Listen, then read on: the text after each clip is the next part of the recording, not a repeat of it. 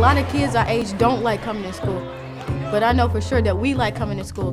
Here they come! The National Teachers Academy. High-performing academic school. We not just a school, we a community. And tonight, a proposal to convert an elementary school into a new high school is pitting parents against Chicago public schools. There's no question that a high school is needed for this area. The last thing we wanted to do was steal a school from somebody. This is about gentrification. This is about tailoring to wealthy middle-class folks versus low-income families. I feel like you don't see what we see. What do we take stands for? Things that we believe are right. We will fight for our school!